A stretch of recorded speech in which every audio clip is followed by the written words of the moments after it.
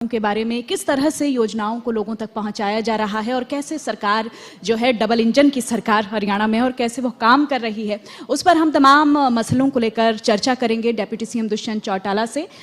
और अब से कुछ ही देर बाद डिप्टी सीएम दुष्यंत चौटाला हमारे बीच में होंगे और हमारा अगला सत्र हम कुछ ही देर बाद संचालित करने वाले हैं। और सुगबुगाहट तेज हो गई है, किसी भी वक्त मंच की ओर आ सकते हैं डिप्टी सीएम दुष्यंत चौटाला। तो अलग अलग मसलों पर हम बात कर रहे हैं, चाहे वो कानून हो या फिर समाज की रिस्पॉन्सिबिलिटीज़ हो, पॉलिटिक्स हो, म्यूज़िक हो, लिटरेचर हो। हमने कोशिश की है कि हम सभी का समागम यहाँ रख सकें। और ज़ोरदार तालियों के साथ स्वागत कीजिए, डिप्टी सीएम दुष्यंत चौटाला हमारे बीच में पहुँच चुके हैं। और ज़ोरदार तालियों की गड़गड़ाहट के साथ इस सदन में जब हम बैठे हैं, इस सभागार में जो हम बैठे हैं, उसकी गूंज डिप्टी सीएम तक पहुंचनी चाहिए कि हम कितनी गर्मजोशी से सुबह से इस कार्यक्रम में बने हुए हैं और आगे भी इसी उत्साह के साथ बने रहेंगे। हमारे मैनेजिंग एडिटर सुंदर सोलंकी इस सत्र को आगे बढ़ाएंगे। हम चर्चा करेंगे डिप्टी सीएम दुष्यंत चौटाला से अपने इस सत्र में। Over to you. बहुत शुक्रिया सोनल। बहुत बड़ा दिन है आज ITV नेटवर्क के लिए, प्रदेश के लिए। और जिस तरह से हम लगातार चर्चा कर रहे हैं कि मीडिया में ITV नेटवर्क का एक और कदम आज the daily guardian, the Sunday guardian CM साहब ने अपने हाथों से लॉन्च किया। और हमारी जिम्मेवारी है कि हम अपने जो जर्नलिज्म के जितने भी प्रिंसिपल हैं उन पर आगे बढ़ें। सर, बहुत स्वागत है आपका। बहुत बहुत धन्यवाद। आज एक बड़ी बात ये भी है कि जो सर की पार्टी है JJP, उसका आज 6ठा स्थापना दिवस है। आपको शुभकामनाएं बहुत बहुत आपकी पार्टी को। ये सर, आप जो अभी 5 स्टेट के जो रिजल्ट आए हैं, नतीजे आए हैं, आपके सहयोगी पार्टी के लिए तो बड़ी खुशी की बात है, लेकिन आप कैसे देखते हैं? आपकी पार्टी के लिए सही नहीं माना जा रहा है उन नतीजों को? सोलंकी जी, जहाँ बात नतीजों की है, मैं ये मानता हूँ कि हमारी एक शुरुआत थी। अभी आपने कहा कि 5 साल पूरे हुए। अगर मैं यही कंपैरिजन करूँ तो 125 साल पुरानी कांग्रेस का क्या हाल है, और भारतीय जनता पार्टी को भी 4 दशक से ऊपर हो गए। ये तो बिल्डअप करना है कैडर की बात, और हमारी एक शुरुआत थी। कोई भी पेड़ बनता है तो वो पहले शुरुआत तो एक बीज से करता है, फिर पौधा बनेगा, फिर पेड़ बनेगा। और मैं मानता हूँ जिस स्टेट में हमारा एक कार्यकर्ता नहीं था, आज वहाँ 60,000 वोटों पे हम पहुँचे हैं।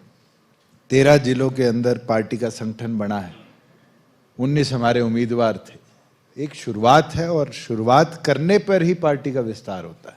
आम आदमी पार्टी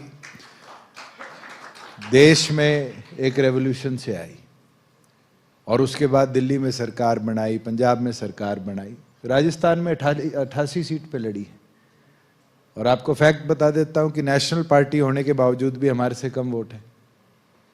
हमारी तो 1 पे से सिक्योरिटी बची। तो आप संतुष्ट हैं अपने प्रदर्शन को लेके?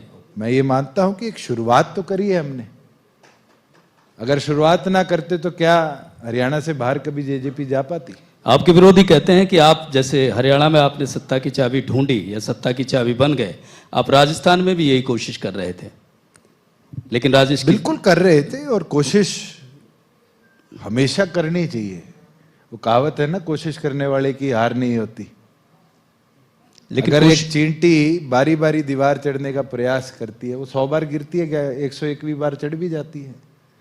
अगर आज हम चले हैं और इस सोच के साथ चले हैं कि पार्टी संगठन का विस्तार करना है, तो मुझे नहीं लगता कि हमारी सोच में कहीं कोई फर्क था।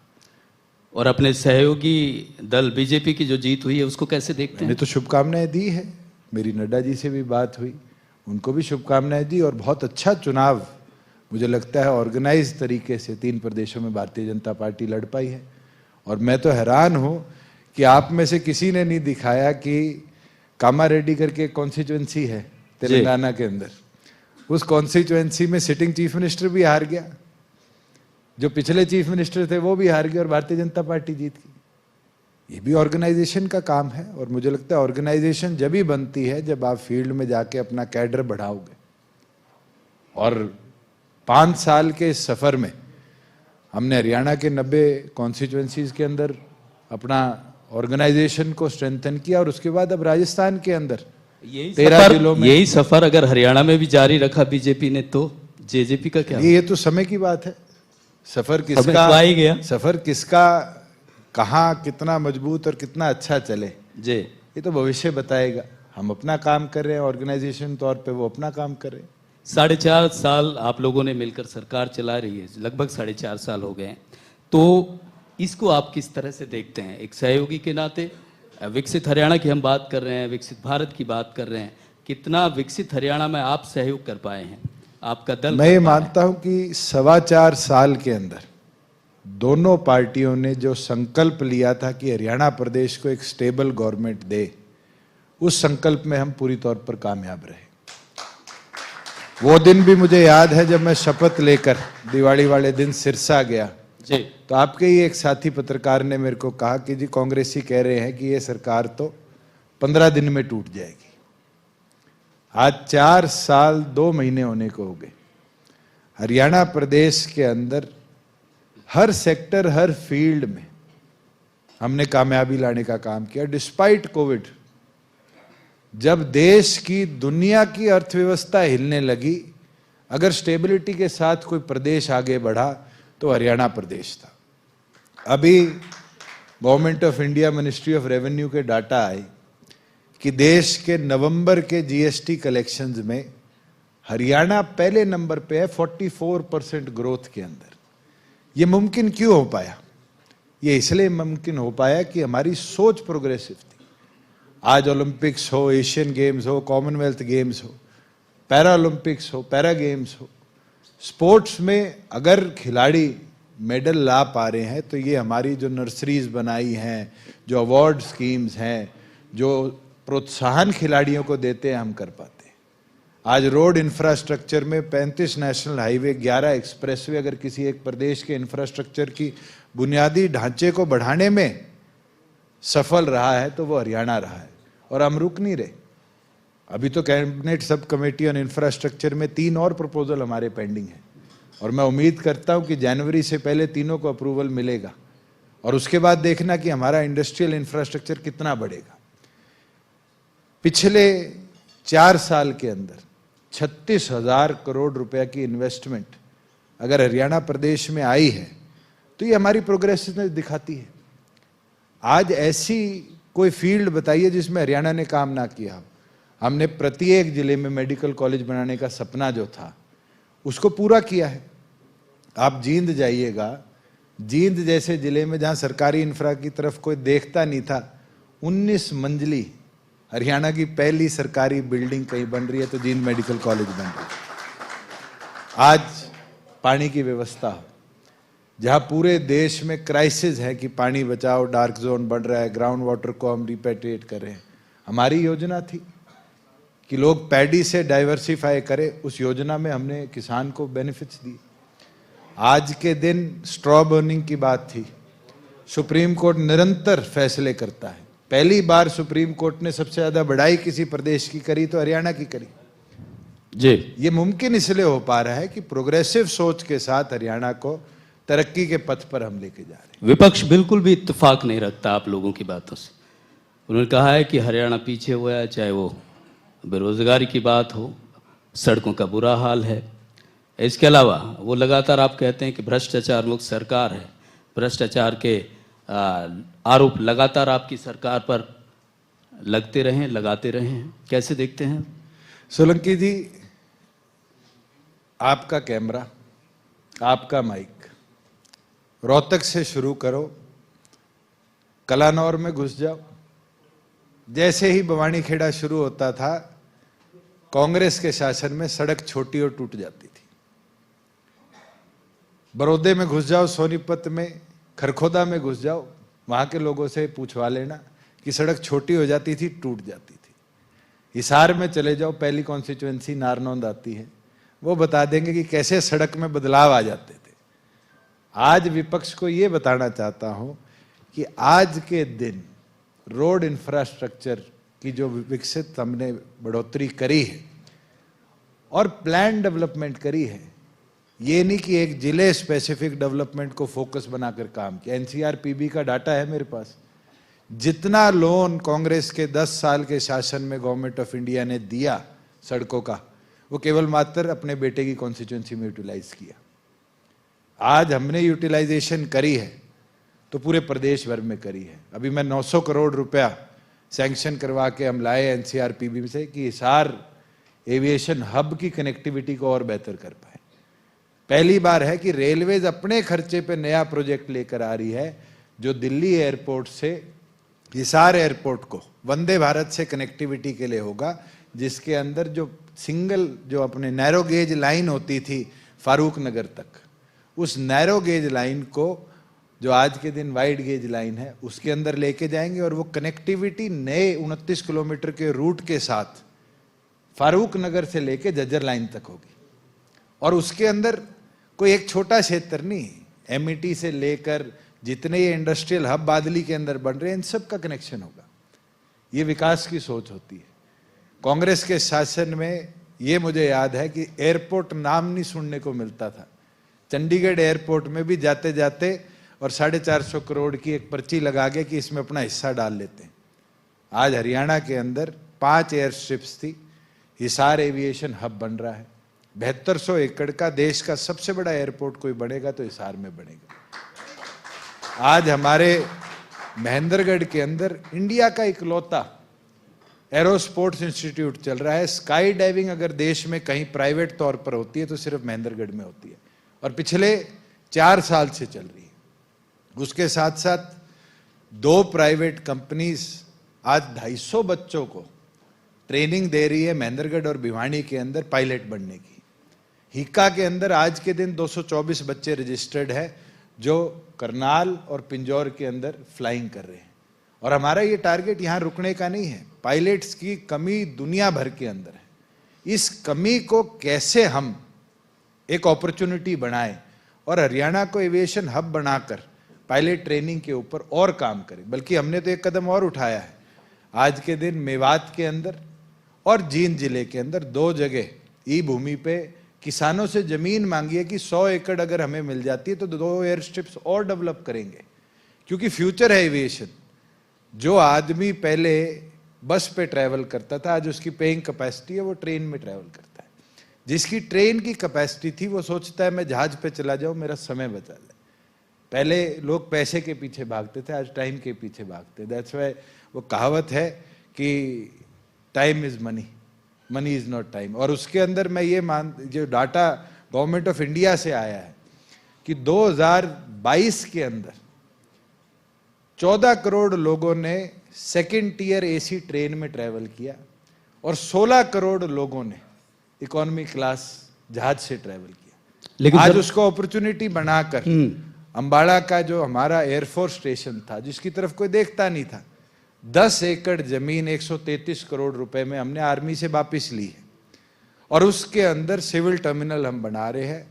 अंबाला भी एयरपोर्ट के तौर पे विकसित होगा, हिसार भी होगा और मेरा फ्यूचर टारगेट है कि महेंद्रगढ़, क्योंकि वहां जो हमारा हब बन रहा है गवर्नमेंट ऑफ इंडिया के साथ नांगल चौधरी में, आने वाले समय में वहां भी वर्कलोड बढ़ेगा। 200 एकड़ हम वहां और एक्वायर करेंगे कि उस एविएशन सेक्टर को ये थ्रस्ट मिल पाए। उसके साथ साथ जो आपके गुड़गांव है, हेलीकॉप्टर्स की सर्विसेज दिन प्रतिदिन बढ़ रही है और हमने गुड़गांव के अंदर पिछले 2 महीने पहले 25 एकड़ जमीन HSIDC की पवन हंस को लिख कर भेज दी और मेरी ज्योतिरादित्य सिंधिया जी से भी 2 दिन पहले बात हुई थी कि अब प्रधानमंत्री जी चाहते हैं कि देश का सबसे बड़ा और सबसे मॉडर्न हेली अब कोई बने तो गुड़गांव के अंदर द्वारका एक्सप्रेसवे पे बने। जोरदार तालियां हो जाएं।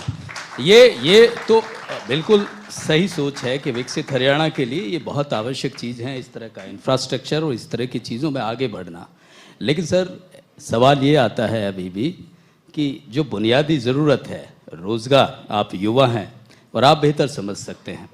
आप लोगों ने कहा था जब इलेक्शन से पहले बड़ा सपना दिखाया था कि 75% आरक्षण आप दिलवाएंगे और हमारे युवाओं को रोज़गार दिलाएंगे। लेकिन उसकी जो बुनियादी ज़रूरत है युवा की, वो पढ़ के और डिग्री लेके दफ्तरों के चक्कर काटे, इस तरह की स्थिति लगातार इस बात को विपक्ष उठा भी रहा है, बता भी रहा है, सदन से लेके सड़क तक बता रहा है। अभी उसको लेकर थोड़ा सा प्रकाश डाल दीजिए, क्या कुछ सरकार ने किया है, क्या कुछ आपके दो आपने विषय किया है? हैं सोलंकी जी। पहला विषय यह है कि रोजगार। मैंने शुरू में कहा था कि आज 36,000 करोड़ की इन्वेस्टमेंट हरियाणा में आई है। मारुति दुनिया का सबसे बड़ा कार मैन्युफैक्चरिंग प्लांट कहीं लगा रही है तो खरखोदा में लगा रही है, जिस खरखोदा को कभी डेवलपमेंट की ओर से देखा नहीं गया। आज 13,000 एम्प्लॉयज उस फैक्ट्री में काम करेंगे। 2024 के अंत तक उसका पहला प्लांट कमीशन हो जाएगा और 2025 में उसके तीनों प्लांट कमीशन हो जाएंगे। हमारे पास मारुति का और प्रपोजल आया कि ईवी गाड़ी और बैटरी मैन्युफैक्चरिंग के लिए भी उनको एडिशनल 500 एकड़ जमीन चाहिए। वही मारुति है जिसके प्लांट में गोलियां चली थी और मारुति ने हरियाणा के ऑपरेशंस को गुजरात में शिफ्ट करने का काम किया। हम उसको वापिस लाए हैं, ना कि बेरोजगारी बढ़ाई है। एप्पल की स्टेटमेंट आई है, जो हमारे गवर्नमेंट ऑफ इंडिया के मिनिस्टर है चंद्रशेखर जी, उनका भी ट्वीट में देख रहा था कि एप्पल भी नू के अंदर बैटरी मैन्युफैक्चरिंग करेगी। आपने भी नू कवर किया है? बिल्कुल कोई कवर फैक्ट्री जाना पसंद करती थी? एटीएल जो दुनिया की 57% स्मॉल बैटरी मैन्युफैक्चरिंग करती है, वो अपना प्लांट सोनानी रोजका में वो गांव है नू का, उसके अंदर लगा रही है और उसके अंदर वो लगभग 7,500 करोड़ 7,500 एम्प्लॉयज की एम्प्लॉयमेंट देगी, जिसके अंदर जो बेनिफिट्स उनने सरकार से लिए हैं उसमें रिटर्न में दिया हुआ है कि 75% सारे एम्प्लॉयज के अंदर हरियाणा के युवाओं को देंगे। एक सेक्टर तो एम्प्लॉयमेंट बढ़ाने का है, हमने बढ़ाया है। जो कांग्रेस ने बात कही थी कि एम्प्लॉयमेंट कम हुई है, वो दौर था जब ITS सर्विसेज जो हमारी आई है देश के अंदर, उसके अंदर लोगों ने वर्क फ्रॉम होम कल्चर अपनाया। जी। नोएडा से बच्चे जो गाड़ी में BPOs में आते थे वो आना छोड़ के, क्योंकि घर से सर्विसेज प्रोवाइड होगी। गुड़गांव के अंदर एक तरह से जो ऑफिस बिल्डिंग्स थी वो खाली होगी। आज आप गुड़गांव जाके देखें तो वो सारे लोग दोबारा काम पे आ गए।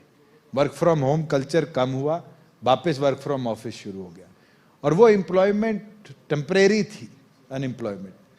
जहां बात 75% कानून की आती है, मैंने 84 पेज की जजमेंट है, 84 पेज की जजमेंट को पूरा पढ़ा है और उसके अंदर माने हाई कोर्ट ने जो ऑब्जेक्शंस कर जिस चीज को खारिज किया है उसमें 2 आर्टिकल्स की वायलेशन बताई है, आर्टिकल 15 और आर्टिकल 19। आर्टिकल 15 कहता है कि सरकारी नौकरी में रिजर्वेशंस आप नहीं कर सकते एरिया स्पेसिफिक। हमने सरकारी नौकरी में करी नहीं थी तो वो वहीं रुक जाती है। और 19 के अंदर जो ऑब्जर्वेशन उनने लगाई है, अगर उस ऑब्जर्वेशन पर 75% कानून खारिज होना चाहिए था तो हमारे से पहले तो महाराष्ट्र में जो बाला साहब ठाकरे के आंदोलन के बाद मार्शी एक्ट आया, जो कहता है कि मराठी स्पीकिंग आदमी को 80% ब्लू कॉलर जॉब महाराष्ट्र में मिलेंगे, तो सुप्रीम कोर्ट जाएंगे सबसे पहले तो वो खारिज होना चाहिए। आज गुजरात के अंदर जो इंडस्ट्री आती है उसमें बेनिफिट्स दिए जाते हैं कि 80% गुजराती नौकरी करेंगे। आप उत्तराखंड चले जाइए, हिमाचल करे जाइए, गवर्नमेंट ऑफ इंडिया ने स्पेशल स्टेटस देकर इंडस्ट्री को वहां लेकर जाने का काम किया था अटल बिहारी वाजपेयी जी की सरकार में। वहां पर आज के दिन भी 90% लोकल एम्प्लॉयमेंट है। और तो और लेकिन आपके इस लोकल एम्प्लॉयमेंट पे मैं आपको एक बात बता रहा हूं, फैक्चुअली जितने प्रदेश हैं इन प्रदेशों में अलग अलग इंडस्ट्रियल बेनिफिट्स जब दिए जाते हैं तो कानून लाए जाते हैं। और उसके लिए अब हमने फैसला कर लिया है कि हम SLP लेकर सुप्रीम कोर्ट जाएंगे कि या तो हमारे कानून को वैलिड माना जाए और उसको इनेक्ट करने की परमिशन दी जाए। पहले भी हाई कोर्ट ने स्टे किया था, सुप्रीम कोर्ट ने उस स्टे को वेकेट किया। आज हाई कोर्ट ने खारिज किया है तो चैलेंज करना हमारी जिम्मेवारी भी है, हमारे पास वो ताकत भी है। आपके विरोधी ये कहते हैं कि दरअसल ना आपने पहले वोट ले लिया, उनको बहका कर, चुनावी जुमला था। अब देखिए 4.5 साल का वक्त गुजर ही गया, कुछ मिला क्या? जो युवा जहां खड़ा था वहीं खड़ा है हरियाणा का। सोलंकी जी, जहां रोजगार बढ़ाने की बात है, हरियाणा में रोजगार बढ़ने बंद नहीं हुए। हमारे यहां से एक इंडस्ट्री ने भी आज पलायन नहीं किया। रोजगार के अवसर दिन प्रतिदिन बढ़ रहे। रोजगार में आरक्षण देने की जो बात थी उसको कोर्ट, क्योंकि कोर्ट का मामला है, एक नहीं, हमारा तो चलो एक एक्ट स्ट्राइक डाउन किया है। कांग्रेस के शासन में तो हर रोज स्ट्राइक डाउन होते थे।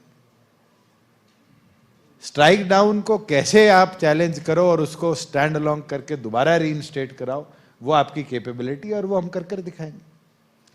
दुष्यंत चौटाला जी, प्रदेश के उप मुख्यमंत्री लगातार ये दावा भी कर रहे हैं और आप लोगों से ये पूरा प्रदेश देख रहा है कि जो इंफ्रास्ट्रक्चर और जिस तरह से चाहे वो रोजगार की बात हो, इंडस्ट्री की बात हो, उसमें जो काम किया है वो जो वादे किए थे उसे पूरा करने की कोशिश की गई।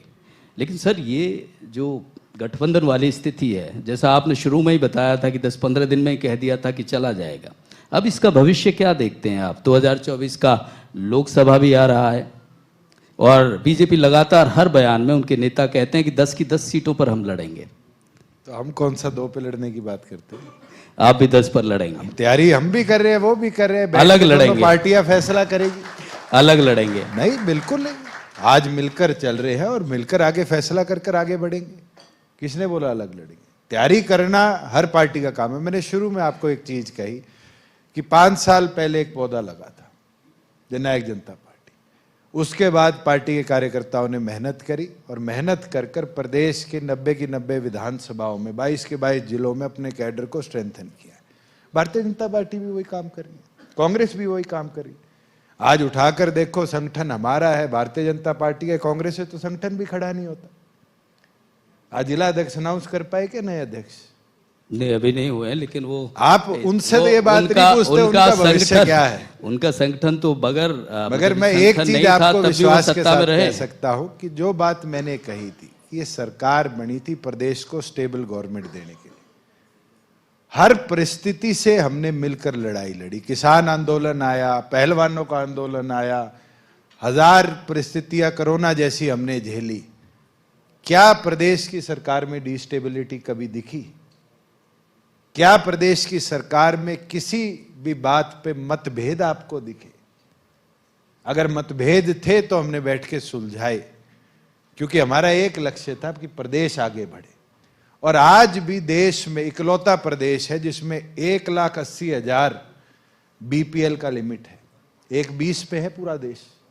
हम देश पाए क्योंकि स्टेबल गवर्नमेंट थी और प्रोग्रेसिव सोच थी। आज के दिन बुढ़ापा पेंशन सबसे ज्यादा है। आज के दिन स्कीम्स और योजनाओं के तहत अगर लाभ किसी के घर तक, व्यक्ति तक डायरेक्टली पहुंचाया जाता है तो हमारी सरकार में we were the first state जिसने फार्मर को उसकी फसल का पैसा 48 घंटे में खाते में देने का काम किया था। और हमें देखकर केंद्र सरकार ने, एफसीआई ने नोटिस निकाला और नोटिस का नतीजा ये आया कि आज एफसीआई की कोई परचेज होती है तो वाया रूट नहीं अपनाया जाता, डायरेक्टली किसान के खाते में पैसा भेजने की डायरेक्शन दी जाती है। हम मुमकिन कर पाए। मुझे वो दौर भी याद है जब किसान की फसल खराब हो जाती थी, 2 साल में खराबे की रिपोर्ट तैयार होती थी और 2.5 रुपए, 5 रुपए, 7 रुपए, 10 रुपए के चेक दिए जाते थे। आज के दिन तो स्लैब मिनिमम 15,000 रुपए का है। अगर 1 एकड़ के अंदर 200 लोग भी हैं तो 500 रुपए से कम किसी को खराबे के नहीं दिए जाते एरिया के हिसाब से। आज मुश्किल ये आ रही पैसा है, ट्रांसफर होता है उसके फसल खराबे का तो सर्वे करके 30 दिन के अंदर डीबीटी के माध्यम से खाते में होता है। तहसील में जाके चेक कटवाने की जरूरत नहीं। और तो और पहले पटवारी जी का इंतजार किया जाता था कि पटवारी जी आएंगे, खराबे की रिपोर्ट बनाएंगे। आज तो मोबाइल में ताकत दे दी। लेकिन ये ताकत के माध्यम से किसान अपने खेत की फोटो खींच के डाल के बता सकता है सरकार को कि मेरे ये क्षति खेत के अंदर हुई। मुझे वो दौर भी याद है जब फील्ड में घुमा करते थे और कोई बीड़ी फेंक जाता था, गेहूं की फसल जल जाती थी तो कोई मुआवजे का प्रावधान नहीं था। आज हमने बनाया और मैं खुशी के साथ कह सकता हूं, चाहे पिछले साल हो चाहे इस साल की बाढ़ हो, हमारे प्रदेश के एक एक किसान को, एक एक नागरिक को किसी के मकान का नुकसान हुआ, किसी के पशुधन का नुकसान हुआ या किसी के खेत का नुकसान हुआ, हमने उसकी पूरी भरपाई करने का फैसला लिया। उसको इंतजार करने की जरूरत नहीं।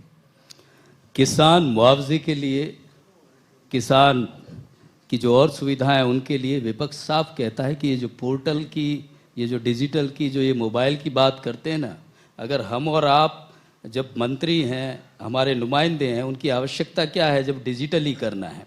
ये पोर्टल दरअसल मुश्किल बना हुआ है, परेशानी बना हुआ है। हुड्डा साहब साफ कहते हैं कि इन्हें पब्लिक से लेना देना नहीं है कुछ। चलो मैं पोर्टल अपना खोल के अलग हो जाते हैं। सोलंकी जी, लोग आपके किससे माध्यम बात से, करें कुछ पता ही नहीं चलता। आपके माध्यम से आम नागरिक से ये पूछना चाहता हूं कि पोर्टल की सुविधाएं जो मिली है उसका लाभ भी तो गिनवाइए। हुड्डा साहब का राज था, किसी ने अपनी फरद लेनी होती थी तो पटवारी के पीछे घूमना पड़ता था। 5 दिन लग जाते थे पटवारी जी को ढूंढते हुए, और फिर पटवारी जी नकल निकालता था, साइन करता था। आज ये पोर्टल का फायदा है कि सीएचसी में जाओ, 20 रुपए दो और ई जमाबंदी से अपनी फर्द निकाल लो, चाहे बैंक लोन ले लो, चाहे रजिस्ट्री करवा लो। ये फायदा है पोर्टल का। फायदा ये है कि किसान को मंडी में जाते वक्त ये नहीं देखना पड़ता कि उसको 2 रात ट्राली में सोना पड़ेगा अनाज बेचने के लिए। उसका समय तय है, जाता है 2 घंटे में ट्राली खाली करता है। 2 दिन में जो पैसे 2 महीने में आया करते थे, 2 दिन में डीबीटी के माध्यम से खाते में कहते हैं कि ये कहना मैं और सुनने अभी में मैं बड़ा बता अच्छा रहा हूं, सा आप लग सुन रहा है। लीजिए पोर्टल के फायदे। वो लाइन अभी भी लगी रहती है भाई, उसको ठीक आज करवाने के लिए। गरीब आदमी को पीला राशन कार्ड कांग्रेस के शासन में बनाना होता था तो फाइल बनाता था इतनी मोटी, और एसडीएम दफ्तर के 20 चक्कर से पहले, किसी सिफारिश से पहले, चाहे उसकी आय घर की 20,000 थी तो भी पीला राशन कार्ड नहीं बनता था। आज गांव के गरीब से, शहर के गरीब से पूछिए कि अगर परिवार पहचान पत्र पर 180 से उसकी कम है इनकम, तो 2 मिनट में सीएचसी सेंटर में किसी बाबू के पास जाने की जरूरत नहीं, साथ के साथ पीला राशन कार्ड आ जाता है। जो बुजुर्ग हैं हमारे 60 साल के होते हैं, ये पोर्टल का लाभ है कि उस बुजुर्ग को बुढ़ापा पेंशन बनवानी है। 60 साल 1 दिन का होता है, अकाउंट लिंक्ड है, 60 साल 1 महीने का होता ही उसके खाते में उसकी बुढ़ापा पेंशन आई थी। ये पोर्टल का फायदा है। ड्राइविंग लाइसेंस हो, फाइलें बनाने की जरूरत नहीं। अगर हुड्डा साहब ये चाहते हैं कि वो फाइलों का दौर आए और फिर 500-1000 रुपया क्लर्क से लेकर ऊपर तक सारे खाएं, तो वो उनकी सोच हो सकती है। मुझे लगता है कि आईटी का जमाना है, और आईटी के जमाने में ये सुविधाएं जितनी जल्दी नागरिक तक और जितने बेहतर तरीके से हम दे पाएंगे, इस टारगेट के साथ हमने 4 साल काम किया और बड़े कामयाब हम रहे हैं इन 4 सालों के अंदर। जोरदार तालियां हो जाएं। सरकार की यही कोशिश कि विकसित हरियाणा तभी संभव है जब वो डिजिटल होगा। लोगों को जो सुविधाएं हैं वो किसी और के भरोसे, जिस तरह की स्थिति पहले रही वो नहीं रहेगी। ये लगातार दुष्यंत चौटाला सूबे के उप मुख्यमंत्री ये बता रहे हैं। सर एक और बात, ये एक्साइज पॉलिसी को लेकर लगातार, क्योंकि हरियाणा जिस तरह का वहाँ एनसीआर का पूरा बहुत सारा हिस्सा हमारे प्रदेश का आता है, और एक्साइज पॉलिसी बड़ी महत्वपूर्ण हो जाती है। कुछ नया आप लोगों ने किया है उसमें, वो हमारे दर्शकों के लिए। इस साल हमने 3 कदम उठाए हैं। पहली चीज तो है कि सेफ्टी पॉइंट ऑफ व्यू से सभी हमारे जितने वैन्स थे उनको फायर इक्विप हमने किया है, क्योंकि पीछे एक घटना हुई थी जहां आगजनी से चंडीगढ़ के अंदर एक पूरा प्लांट जल गया था। कि इस तरह की घटना ना हो, कोई जान माल का नुकसान ना हो। सीसीटीवी कैमरों से हमारे वेंट से लेकर सारे प्रोडक्शन प्लांट्स तक आज मॉनिटर्ड हैं। जो मैं प्रयास 3 साल से कर रहा था कि ट्रैक एंड ट्रेस प्रदेश में लागू हो, 12 दिसंबर से हरियाणा प्रदेश में संपूर्ण तौर पर ट्रैक एंड ट्रेस और फ्लो मीटर्स हम लागू कर देंगे। और आज आपके साथ बैठा हूँ, डाटा शेयर कर दो, क्योंकि हमारा दूसरा क्वार्टर खत्म हुआ है। लास्ट ईयर से हम 1000 करोड़ रुपए एडिशनल रेवेन्यू इस साल जनरेट कर पाए। तो जो शराब की तस्करी, 2 नंबर की शराब चलती थी, उस पर हम बहुत हद तक अंकुश लगा पाए, और ट्रैक एंड ट्रेस इम्प्लीमेंटेशन के बाद पूरी तौर पर अंकुश लगा पाएंगे। और जो टारगेट हमने लिया था 10,500 करोड़ का, मेरा ये अनुमान है कि इस साल हम 11,000 करोड़ रुपए इन रेवेन्यू कलेक्ट कर पाएंगे, जो प्रदेश के इंफ्रास्ट्रक्चर डेवलपमेंट का अहम हिस्सा बन पाएगा। चलिए, बड़े शुभकामनाएं हैं कि आप इस तरह से प्रदेश में रिवेन्यू की जो बात की है उस पर खरे उतरें। लेकिन एक बात और आ रही है कि जो 4 साल से ज़्यादा का वक्त आप रहा आपका, अब आगे जो प्रायोरिटीज़ हैं आप पे, क्योंकि आप इंडस्ट्री मिनिस्टर आप हैं, पीडब्ल्यूडी मिनिस्ट्री आपके पास है, रिवेन्यू आपके पास है, जितने भी एक्साइज आपके पास है, किस तरह से सोचते हैं कि अब प्रदेश को जो बचा हुआ समय है उसको कितना योगदान इसको विकसित करने में? देखिए, हमने प्रयास करे हैं। लाल डोरा एक बहुत बड़ी समस्या थी। देश का पहला प्रदेश लाल डोरा मुक्त कोई हुआ तो हरियाणा हुआ, और स्वामित्व के माध्यम से 2 काम हमने रेवेन्यू में करे। पहला कि ड्रोन मैपिंग के माध्यम से गांव को लाल डोरा मुक्त किया जाए, और फिर लार्ज स्केल मैपिंग के माध्यम से प्रदेश की एक एक इंच को, जो अंग्रेजी हुकूमत के समय से लाल मरब्बे स्टोन के माध्यम से, वो जो लट्ठे बोलते हैं उनके माध्यम से फीते मार मार कर जमीन का डाटा कलेक्ट होता था, डिमार्केशन होती थी, आज 2 सेकंड में डिजिटली कोई भी फार्मर या आम आदमी अपने खेत की, मकान की डिमार्केशन को डिजिटली रिकॉर्ड कर सकता है। मुझे लगता है बहुत बड़ा कदम है, और आगे भी इसके अंदर जो उनके प्रॉपर्टी राइट्स देने की बात थी, वो हम टारगेट लेकर चल रहे हैं कि मार्च तक हरियाणा प्रदेश के 24 लाख मकानों की गांव के अंदर मालिकाना हक ट्रांसफर उनके नाम पर कर पाए, जो कि अंग्रेजी हुकूमत ने भी लाल डोरा बनाकर किसी के नाम नहीं करने का कार्य किया था। बहुत शुक्रिया डिप्टी सीएम साहब, जोरदार तालियां हो जाए। जिस तरह से विकसित हरियाणा का सपना है, डिप्टी सीएम साहब का यह दावा है कि पूरी तरह से जो वक्त मिला गठबंधन के साथ मिला, जैसे भी मिला, जो वादे किए थे, जो घोषणा पत्र की बात थी जेजेपी की, क्योंकि ये 5 वर्ष पूरे हुए हैं, बड़ा दिन है जेजेपी के लिए भी, 6वां उनका वर्षगांठ है स्थापना का, और उन्होंने पूरी तरह से ये कहा है कि ये जो वादा करके, जो आप लोगों से, जो हरियाणा की जनता से जो वादा किया आप विकसित हरियाणा का, उसको साकार करने में कोई कमी नहीं छोड़ी। बहुत शुक्रिया आपका, बहुत बहुत धन्यवाद। Thank you deputy CM Dushyant Chautala. और हम जोरदार तालियों के साथ स्वागत करेंगे पूर्व विधानसभा स्पीकर कुलदीप शर्मा हमारे बीच में हैं। आपका सर बहुत बहुत स्वागत है। हम आगे बढ़ाते हैं अपने इस कार्यक्रम को। मैं मंच पर आमंत्रित करना चाहूँगी राज्यसभा सांसद, ITV promoter and founder Kartikeya Sharma ji को, और राकेश शर्मा जी जो कि डायरेक्टर हैं संडे डेली गार्डियन के। डेप्यूटी सीएम को सम्मानित करेंगे। एक token of love, token of respect from India News to Deputy CM Dushyant Chautala. Give a huge round of applause for Deputy CM Dushyant Chautala. Thank you, आप पहुंचे, आपने अपना वक्त निकाला हमारे कार्यक्रम के लिए। और हम चाहेंगे कि संडे गार्डियन, डेली गार्डियन की एक चंडीगढ़ एडिशन की कॉपी भी हम आपके हाथ में देखना चाहेंगे, क्योंकि हमारे लिए एक बहुत ही गौरवान्वित क्षण है, ये गौरवान्वित लम्हा है, क्योंकि इंडिया न्यूज़ हरियाणा अपने 15वें साल में प्रवेश कर चुका है, और हम एक नया अध्याय हमारी यात्रा का यहाँ से शुरू करने जा रहे हैं। पूर्व विधानसभा स्पीकर कुलदीप शर्मा जी भी मंच पर हमारे बीच में हैं, और तालियों की गड़गड़ाहट जरूर हम सुनना चाहेंगे, क्योंकि हमारे लिए ये निश्चित तौर पर एक बहुत ही खास दिन है। लगातार हम विकास की आवाज़ उठाते रहे हैं, हम गरीबों की आवाज़ उठाते रहे हैं, हम हर हकूक़ के लिए लड़ते रहे हैं, और इसी यात्रा में अब एक नया चैप्टर यहाँ चंडीगढ़ से हम लोग शुरू करने जा रहे हैं। जोरदार तालियां, तालियों की गड़गड़ाहट हमें सुनाई देती रहनी चाहिए, क्योंकि ये एक शानदार लम्हा हमारे बीच।